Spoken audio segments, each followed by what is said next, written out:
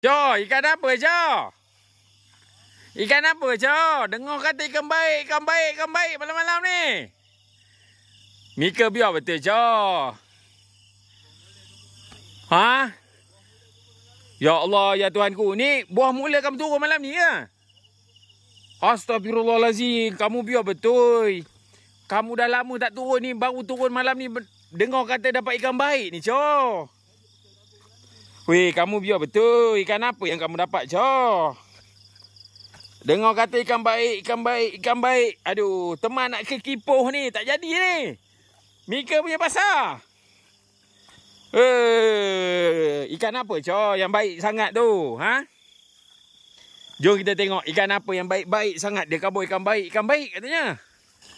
Ikan apa, Jo, yang baik sangat ni? Ha? Sampai teman kena turun bawah ni.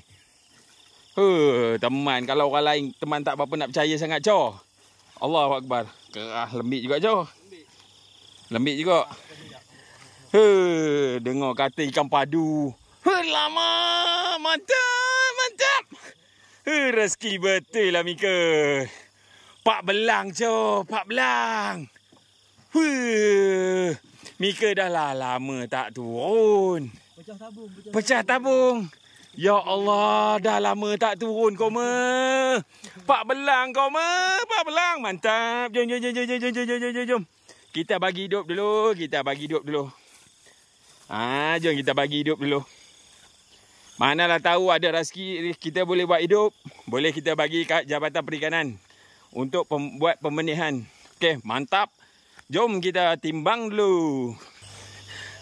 Mantap, Jo. Mantap. 4 belang. Jom. Mantap. Jom kita timbang lu.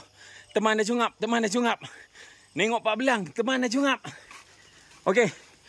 Sekarang ni buang dulu, ayo.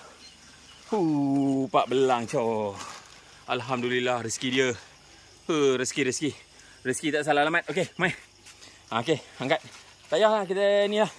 Angkatlah plastik-plastik sekali. Orang melupa orang.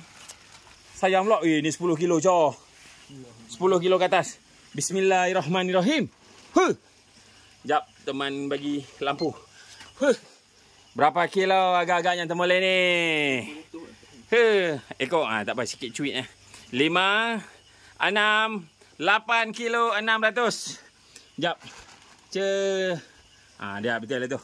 8 kilo 600. Okey, 8 kilo 650. Okey, mantap. Rezeki Mika lah, betul-betul rezeki Mika lah. Terbaik. Mika angkat. Boleh ke angkat ikannya, Jo? Angkat ikan je boleh? Ya Allah. Bukan senang, Jo, nak bergambar dengan ikan ni. Ramai orang geram dengan ikan ni, Jo. Mantap. Kalau dah nama rezeki nelayan, tak ke mana, Jo. Kita cuba yang terbaik. Ini adalah rezeki nelayan. Bukan semua orang boleh dapat macam ni. Alhamdulillah, terbaik, Jo. Jom, Jo. Kita bagi hidup dulu, Jo. Jom kita bagi hidup dulu. Kita masuk dulu lantung ni. Okey, kita masuk dulu lantung ni. Kita ejah bagi hidup dulu. Ya. Kita ejah bagi hidup dulu. Okey. Okey, pelan-pelan. Sebab teman pun nak kena kipuh ni. Okey, ya.